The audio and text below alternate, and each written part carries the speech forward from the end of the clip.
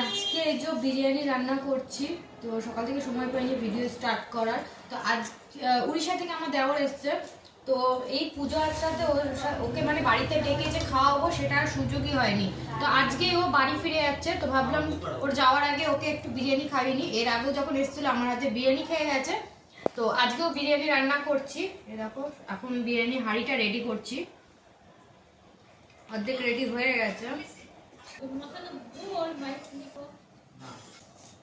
তো আর দুটো হাঁড়ি করলাম না, একটা হাঁড়িতে ভরে দিয়ে দিচ্ছি একটু, একটুখানির জন্য আর কি এক্সট্রা করবো, তো হয়ে গেছে।